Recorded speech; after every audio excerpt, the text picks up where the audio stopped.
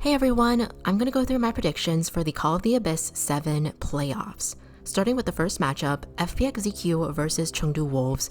As you can see, I have ZQ moving on between these two teams here. I think it's going to come down a lot to the player's mental, but I feel unsure about Wolves at this point, so in that sense, I think ZQ might have a slight edge if they can play more stably than Wolves. Between FPX-ZQ and RC, personally, I am rooting for RC to move on, so in my heart, I would have RC in this spot here, but my head is saying ZQ. I think it comes down to how strong the team's hunter is against the other side survivors, and while RC might have a higher ceiling, I think that ZQ might have a better safety net of sorts in that sense. So I would choose ZQ over RC as my prediction here.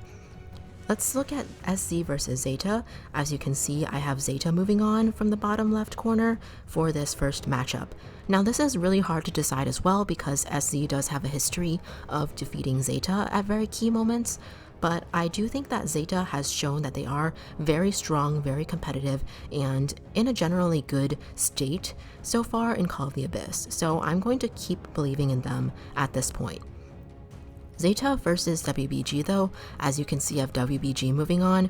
Personally, again, in my heart, I am rooting for Zeta to move on here, and I personally would love to see a Japanese team make it to the championship, but my head is saying WBG once again. I think perhaps Zeta might have slightly better teamwork. Maybe WBG has a slightly stronger hunter, but it's also hard to say because their hunters do have history of going up against each other as well. So I think this one is really hard to say, is really a gamble. I'm personally going to decide to go with WBG. Alright, moving on to the right side of the brackets here, we have MRC versus HHGG. I have MRC moving forward here. I do think that they have a little bit of a stronger team as a professional team, whereas HHGG is filled with players who are really talented, and some of them do have professional tournament experience as well. In fact, some of them are former MRC members, which is kind of funny to see them go against each other. But I do think that MRC overall is going to have an edge as the team that has currently been in professional play and more up to speed with that kind of experience. Alright, in terms of MRC versus TE, I am having TE move on here. I think that MRC has potential to move on as well, but TE, as long as their hunter doesn't mess up, I think they could potentially be a more stable team than MRC. It's really hard to say. I guess I personally just feel like MRC has a history of being less stable at times than some of these other teams, so they're kind of more of a wild card as opposed to TE. Let's take a look at the bottom right corner here, FT versus Axis. Kind of the same reasoning here. I have Axis moving forward because I think they have more professional tournament experience that can ultimately beat out FT, who is not a professional team. But I think that they are a wild card as well. FT has surprised us before with their strength, and I personally am really looking forward to this matchup to see if they have even more to show us that we have yet to see. Now for Axis versus GG, I do have GG moving forward. I think that Axis is one of the less competitive teams from Japan, whereas GG is one of the more competitive teams from China, and they have a really strong hunter. So I do think that they have the ability to beat out Axis. Now looking at the top four, this is where it gets even harder, but I would go with WBG versus GG as the two teams fighting for the championship. I think between ZQ and WBG, they've matched up before, and WBG has come out on top the first time, so I am going to believe in them once more the second time. Between TE and GG, I think that GG, with their championship experience, could potentially be a little bit stronger than the slightly newer team of TE. So here I am going to go ahead and select between GG and WBG for the championship.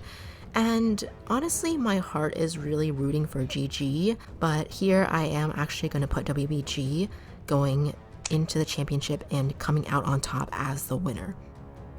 Honestly, I don't have a super strong reason for this, but I feel like GG's hunter historically sometimes has struggled against some of the survivor members who are in WBG, whereas WBG's hunter can probably hold up pretty well against GG's survivors. This also really banks on WBG's survivors being a really cohesive team and playing well together. I mean, if they aren't able to do that, and they probably aren't even able to get into the championship in the first place. So this is also kind of assuming a if this then that situation. If the survivors do really well together, then they're going to make it to the championship and they're going to be able to beat GG. Whereas if they completely fall apart, then obviously they're probably not even going to make it this far into the championship match. For the third and fourth place match, I have TE in third and ZQ in fourth. Honestly, you could argue either way. I am just going to put TE in third more so because of gut feeling, but actually I feel like in a best of 5, ZQ has a pretty good chance in a best of 5 as well, especially once you get towards those 4th and 5th rounds. So I think this is really arguable either way, but personally I'm going to believe in TE and see if they can get an advantage in maybe rounds 1 through 3 and beat out ZQ that way.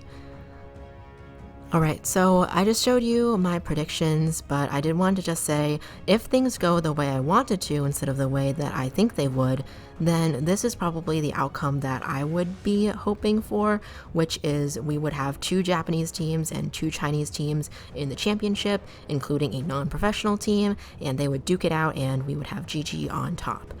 Is this really going to happen? I don't think so, but you know, I can dream, right? So there you have it.